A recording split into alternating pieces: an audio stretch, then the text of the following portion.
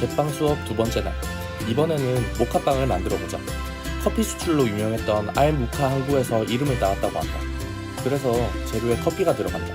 먼저 건포도를 미지근한 물에 불려놓고 반죽을 시작한다. 반죽은 스트레이트법이다.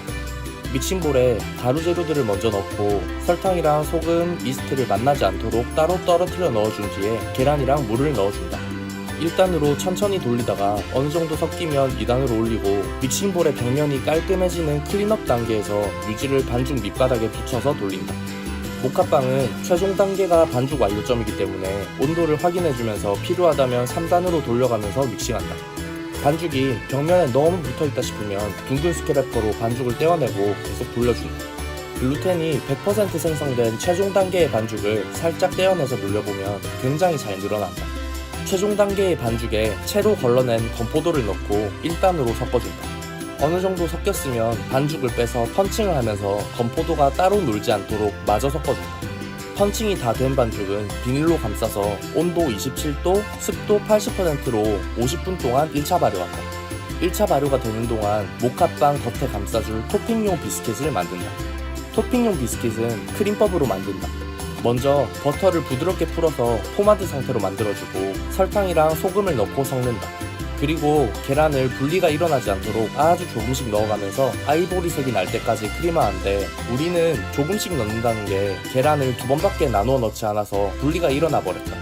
유지에 비해서 계란의 양이 상당히 많기 때문에 계란을 2스푼씩 아주 소량씩만 넣어가면서 크림화해줘야 된다.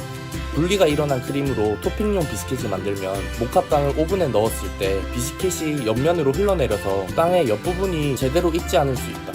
크림화가 다 되면 가루 재료를 넣고 날가루가 보이지 않을 때까지만 가르듯이 섞어주는데 이때 넣는 가루 재료들은 제과에 해당하기 때문에 채를 쳐주는 것이 좋다. 근데 우리는 안 쳤다. 어느 정도 섞였으면 마지막으로 우유를 넣고 최소한으로만 섞어준다. 반죽이 완성됐으면 비닐에 넣고 납작하게 펴서 냉장고에 휴지시킨다. 발효가 다 된 반죽은 볼에서 살짝 들어서 거미줄이 잘 형성되어 있는지 확인하고 250g씩 분할해서 둥글리게 한다. 250g은 한 손으로 둥글리기에는 양이 많기 때문에 두 손을 이용해서 둥글려준다. 기포가 생기면 손바닥으로 탁탁 쳐서 빼주고 표면에 건포도가 튀어나와 보이지 않게 매끈하게 만들어준다.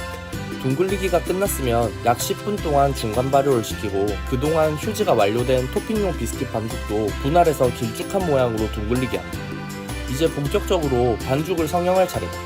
반죽 윗부분과 작업대에 덧가루를 발라주고 윗부분이 보이게끔 반죽을 놓고 밀대로 25cm 정도 길이로 밀어 편다. 그 와중에 건포도가 튀어나오면 반죽 뒷부분으로 옮겨 붙여준다. 그리고 나면 반죽을 뒤집어서 윗부분부터 조금씩 말아가면서 양옆이 뾰족한 럭비공 모양으로 성형한다. 반죽의 마지막 부분은 일자로 늘려서 이음매가 일자로 나오도록 하고 꼼꼼하게 꼬집어서 봉합해준다. 완성된 반죽은 패닝하고 둥글리기 했던 토핑용 반죽을 밀대를 이용해서 본 반죽을 모두 덮을 수 있을 정도의 크기까지 밀어 편다. 그리고 본 반죽 위에 빈틈없이 감싸준다. 이때 비스킷 반죽이 본 반죽의 밑부분까지 감싸면 안 된다. 밑부분까지 감쌀 정도로 비스킷 반죽이 남으면 그 부분은 스크래퍼로 밀어서 정리해준다. 하지만 나는 그냥 밑에까지 다 감싸버렸다. 그렇게 되면 구워졌을 때 밑면의 모양이 깔끔하지 못하게 나온다. 팬닝이 모두 끝나면 온도 24도, 습도 80%로 2차 발효를 30분 전후로 해주고 오븐을 윗불 180도, 아랫불 150도로 예열한다. 2차 발효가 끝난 반죽은 팬을 흔들어 보면 출렁출렁하고 흔들린다. 그러면 오븐에서 30분 동안 구워준다. 아무것도 몰랐던 나는 모카빵이 분명히 예쁘게 나올 거라는 근거 없는 자신감으로 오븐에 팬을 넣었다. 물론 오븐에서 겉으로 보기에는 예쁘게 보이긴 했다. 겉에 비스킷의 색깔을 보고 익었는지 확인한다. 모카빵을 꺼낼 때에는 양 끝을 잡고 들어야지 안정적이다. 이것이 완성된 모카빵이다. 겉으로 보기에는 뾰족한 럭비공 모양으로 성형은 잘 된 편이었다. 하지만 분리된 크림으로 만든 비스킷이 빵의 옆면을 타고 흘러내려서 제대로 익지 않고 갈색으로 잘 익은 윗면이랑 다르게 색깔이 연하게 났다. 또 빵의 밑면을 보니까 비스킷이 깊숙이 침범해서 보기에도 좋지 않았고 잘못하면은 비스킷이 타는 상황까지도 나올 수 있었다. 모카빵은 제빵이랑 제과 공정이 동시에 있어서 복잡하고 고려해야 되는 사항도 많아서 어려운 품목이었다. 앞으로는 각 공정에서 더 꼼꼼하게 확인해야겠다.